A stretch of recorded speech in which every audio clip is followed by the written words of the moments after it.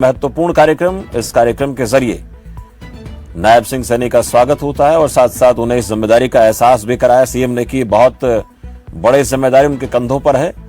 इस जिम्मेदारी का निर्वहन किस तरह से नायब सैनी करते हैं, उससे पहले ओम प्रकाश धनखड़ के कंधों पर यह जिम्मेदारी थी। उन्होंने इस जिम्मेदारी को बखूबी निभाया। अब इस कमान को संभालना है नायब सिंह सैनी को। चलिए बात करते हैं नेहा जी के साथ। नेहा जी, बात रखिए अपनी।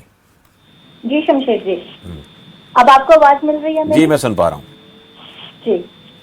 देखिए, सबसे पहले तो नायब सैनी जी को बहुत बहुत शुभकामनाएं, क्योंकि अब प्रदेश की कमान जो है वो उनके हाथ में आ गई है। और सबसे अहम बात तो यहाँ तक बोलना चाहूँ कि पिछले जो समय से माननीय ओम प्रकाश धनखड़ जी प्रदेश की कमान को संभाल रहे थे, उन्होंने प्रदेश में पन्ना प्रमुख तक बहुत अच्छे से कार्यभार संभाला और बहुत अच्छे से प्रदेश की कमान को आगे लेकर गए। कार्यकर्ताओं को एक सूत्र में बांधकर रखा और कार्यकर्ताओं में जो एक मोटिवेशन प्रदेश अध्यक्ष की तरफ से चाहिए होता है, वो उन्होंने हर एक छोटे और बड़े कार्यकर्ता में भरपूर भरकर रखा। और उसी का ये परिणाम ये मिला कि आज प्रदेश भर की जो है वो पूरे विश्व देश में हमारी तारीफ हुई और प्रधानमंत्री मोदी जी ने भी हरियाणा प्रदेश के संगठनात्मक जो संरचना थी उसकी तारीफ जो है वो बहुत स्तर पर की, अनेकों स्तर पर की। और अन्य राज्यों की अपेक्षा आज हरियाणा जो है वो मजबूती से खड़ा मिला। जिस तरह से गुजरात है, चाहे वो मध्य प्रदेश है, वहां पर संगठन की जो संरचना थी वो पन्ना प्रमुख तक पहुंची हुई थी और हर घर तक हम कार्यकर्ता जो है हमारे भाजपा के थे।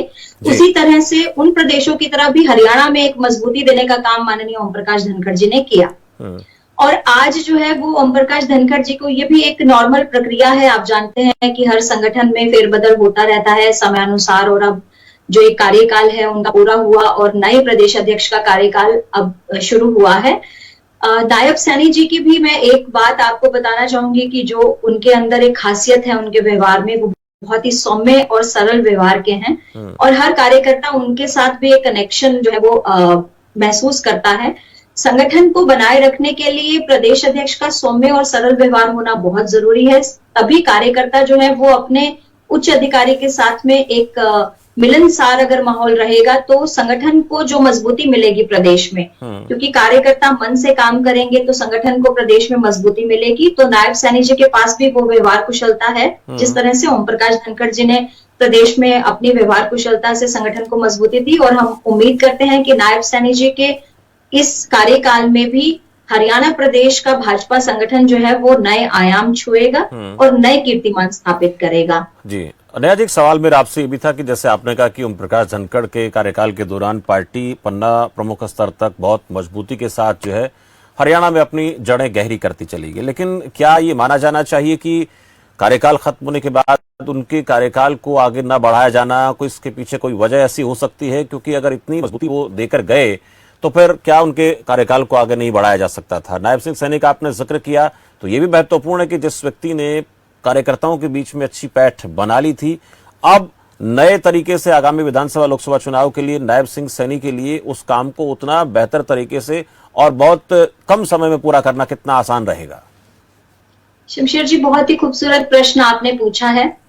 यही खूबसूरती है भाजपा संगठन की। भाजपा संगठन कोई परिवारवाद का संगठन नहीं है और भाजपा संगठन एक बहुत ही खूबसूरत ढंग से काम करता है कि हर कार्यकर्ता को उच्च स्तर का मौका भी मिलता है। नायब सैनी जी एक बहुत ही छोटे स्तर से उन्होंने कार्यकर्ता के रूप में काम करना शुरू किया, बहुत ही छोटे जो पद हैं उन पर रहकर काम करना शुरू किया और आज वो सांसद बने और आज उन्हें प्रदेश अध्यक्ष की भूमिका मिली है। इसी तरह से संगठन में उन्होंने विभिन्न भूमिकाएं निभाई। चाहे ओम प्रकाश धनखड़ जी थे, उन्होंने जिलाध्यक्ष से शुरुआत की, एबीवीपी में वो एक सामान्य कार्यकर्ता रहे और शीर्ष तक पहुंचे। उसी तरह से जिलाध्यक्ष बनते हुए वो राष्ट्रीय स्तर तक पहुंचे, राष्ट्रीय किसान मोर्चा के अध्यक्ष भी रहे, उसके बाद राष्ट्रीय सचिव भी रहे और अब वो राष्ट्रीय सचिव फिर से बनाए गए हैं। देखिए, परिवारवाद जहां पर रहता है, जिन संगठन में कुछ प्रमुख 2-4 व्यक्तियों की चलती है, उनमें इस तरह की संरचनाएं देखने को मिलती है कि किसी एक व्यक्ति विशेष से लगाव है तो उसको बार बार आप रिपीट करें। लेकिन हमारे संगठन की यही खूबसूरती है कि हर कार्यकर्ता को हर मौका दिया जाएगा। ये सामान्य बदलाव कहा जाए नेहा जी, इसको सामान्य बदलाव कहा जाए कि या एक समाज विशेष को प्रतिनिधित्व देने की जब बात आती है तो पार्टी के सामने एक काम उसको करना होता है कि समाज के हर तबके को एक पहचान मिलनी चाहिए, एक मौका मिलना चाहिए, तो उस नजरिए से देखा जाना चाहिए क्या? क्योंकि जिस तरह से बैलेंस बनाकर चलती थी बात, नहीं देना चाहिए, क्योंकि हमारे संगठन जो है, भाजपा का जो संगठन है, वो इस तरह के विचारों पर नहीं चलता है और ये एक सामान्य प्रक्रिया ही है। और इससे पहले आप देखें तो सुभाष बराला जी थे और फिर ओम प्रकाश धनखड़ जी थे और दोनों ही एक ही समाज से आते हैं। तो ऐसा कोई हमारा लक्ष्य नहीं रहता है। हमारी जो विचारधारा है ये इस तरह की जातिवाद की विचारधारा पर आधारित नहीं है। ये एक सामान्य प्रक्रिया है और इसको बहुत ही खूबसूरत तरीके से देखना चाहिए और सहज रूप से इसको स्वीकार करना चाहिए। चलिए, वेद प्रकाश विद्रोही मेरे साथ हैं, नेहा जी के पास चलते हैं, काफी समय से वो इंतजार कर। नेहा जी, जो आप बात कर रही हैं उस बात से तीन मेरे साथ साथी प्रवक्ता हैं और चंचल नाना जी पत्रकार के तौर पर बात रख रहे हैं, वो सहमत नहीं है। उनका ये मानना है कि जातिगत समीकरण साधने का प्रयास किया गया है और उसी को आधार बनाकर ठीक चुनाव से पहले बदलाव किए गए हैं। और ये भी कहा कि जो जीटी बेल्ट का जिक्र किया, अहिरवाल का जिक्र किया चंचल जी ने, उसके पीछे कारण भी वो गिना रहे हैं। हालांकि वेद प्रकाश जी को लगता है कि जो जाट वोटर है उसको बांटने का प्रयास होगा। हरियाणा में जातिगत समीकरण साधने का प्रयास बीजेपी कर रही है, नवीन गुट भी बात यही कर रहे हैं, वेद प्रकाश विद्रोही भी यही बात कर रहे हैं। शमशेर जी, मैं छोटा छोटा जवाब सभी बातों का दूंगी क्योंकि मैं बहुत देर से सुन रही थी और जवाब देना चाह रही थी। बहुत देर बाद आपने मौका दिया है। विद्रोही जी जो आंकलन कर रहे थे, सबसे पहले तो मैं ये कहूंगी कि कांग्रेस पार्टी का जो ऑब्जर्वेशन हमारे बड़े भाई विद्रोही जी का रहा है, उसी के आधार पर उन्होंने अपना आंकलन इस डिबेट में प्रस्तुत किया। क्योंकि किसी भी मुख्यमंत्री के साथ हाँ में हाँ मिलाने वाला प्रदेश अध्यक्ष होना चाहिए, ऐसा जो इतिहास है वो कांग्रेस पार्टी का देखने को मिलता है। हमारी पार्टी में ऐसा देखने को नहीं मिलता है और हमारी पार्टी में ऐसा कोई कल्चर भी नहीं है, इसलिए उनका आंकलन उनकी ऑब्जर्वेशन पर आधारित है। जो बात वो कर रहे थे या आम आदमी पार्टी के प्रवक्ता भी कर रहे थे कि हमें 35 वर्सेस 36 बिरादरी का जो एक बिरादरी है उसको अलग करने का एक टारगेट लिया हुआ है, ऐसा कुछ भी नहीं है। हमारे दो प्रदेश अध्यक्ष उस एक जाति से आते हैं। हमारे बहुत सारे सम्मानित साथियों को टिकट मिलती है, जीतते हैं, मंत्री बनते हैं। हमने कभी भी जातिवाद पर आधारित राजनीति नहीं की जी। और चंचल जी बात कर रहे थे कि आपसी खींचातान जो है, मैं इसको बिल्कुल कंप्लीटली डिनाई करूंगी। हमारी पार्टी में ऐसा कल्चर ही नहीं है। हमारी पार्टी में शीर्ष नेतृत्व ने जो फैसला किया, हम कमल के फूल के साथ चलते हैं और उसी के नीचे खड़े होकर काम करते हैं। हमारे लिए व्यक्ति विशेष की राजनीति है ही नहीं।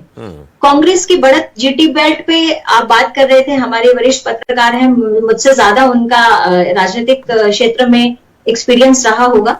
लेकिन मैं एक बात कहना चाहूंगी कि हरियाणा प्रदेश में हमें एक महत्वपूर्ण बात पर गौर करना चाहिए, वो ये है कि जितने वोकल वोटर्स हैं जो बाहर निकलकर ये बात कह रहे हैं कि कांग्रेस बनेगी या बीजेपी बनेगी, हमेशा से राजनीति में उनका वोकल वोटर्स का परसेंटेज हमेशा कम रहता है और जो अनवोकल वोटर्स का परसेंटेज है वो हमेशा उसमें जमीन आसमान का अंतर रहता है। तो आप देखिए कि कितने परसेंट वोकल वोट हैं जो आज कांग्रेस की जय जयकार कर रहे हैं या बीजेपी की जय जयकार कर रहे हैं, लेकिन जो अनवोकल वोट हैं वो परसेंटेज बहुत ही हाई परसेंटेज है। और उनके दिल में क्या है, उनके दिल में कहीं ना कहीं भाजपा जो है वो गूढ़ कर चुकी है, वो बस चुकी है, मेरा ये मानना है।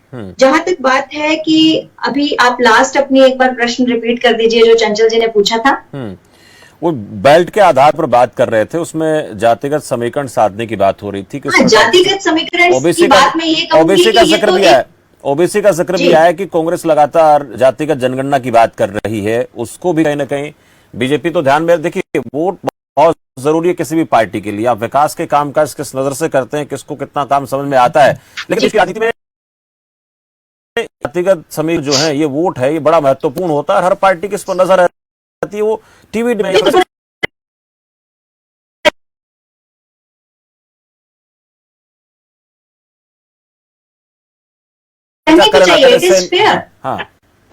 जितना परसेंटेज है उसको साधने के लिए ये तो एक फेयर कंपटीशन की बात है। फेयर बात है कि हम अगर किसी भी जाति को लेकर किसी भी तरह का कोई अपनी स्कीम बनाते हैं या उसको लेकर कोई विचार लाते हैं पॉलिटिकल विचार लाते हैं, तो उसका तो स्वागत प्रदेश की जनता करती है। और इस महत्वपूर्ण बात पे हम पीछे भी नहीं हट सकते हैं। अगर कांग्रेस इस बात का ध्यान रख रही है, आम आदमी पार्टी इस बात का ध्यान रख रही है, आईएनएलडी इस बात का ध्यान रख रही है, तो भाजपा इस बात का ध्यान क्यों नहीं रखेगी? और अगर भाजपा इस बात का ध्यान रखेगी तो वो गलत कैसे हो जाएगी? ये पिक्चर हमारे लिए सेम होनी चाहिए ना जी। लेकिन जब जो विरोधाभास कांग्रेस अपना प्रदेश अध्यक्ष एक ऐसी समाज से ला सकते हैं और अपना मुख्यमंत्री चेहरा जो है वो एक समाज का प्रस्तुत कर सकते हैं कि हम ही मुख्यमंत्री रहेंगे, तो अगर इस तरह की बातचीत पे कहीं ना कहीं, वैसे तो भाजपा की ये प्रकृति नहीं है और भाजपा के ये नेचर में भी नहीं है, तो अगर भाजपा इस तरह का कोई इनको आंकलन लग रहा है कि भाजपा साधने की कोशिश कर रही है ओबीसी समाज को, या फिर 36 बिरादरी को ना करके 35 बिरादरी को साधने का काम कर रही है, जैसा कि ये लोग कह रहे हैं, लेकिन इस तरह का आंकलन अगर इनका रहता है तो इसमें गलत क्या है? Everything is fair in love and war. I think ये बात यहाँ पर सिद्ध होती है। खुलकर अपनी बात रखी है कि सियासत में हर चीज जो है वो जायज है। विद्रोही साहब क्या कहेंगे? जो है, अगर हम कास्ट बेस की बात करते हैं राजनीति में, जो कि हालांकि शुरू से चलता आ रहा है, वो सारी पार्टियां उसको मना भी करती हैं कि हम नहीं करते ये काम। तो ये इसमें मुझे लगता है कहीं ना कहीं भारतीय जनता पार्टी को कहीं ना कहीं प्लस होगा, चाहे वो 1% प्लस हो।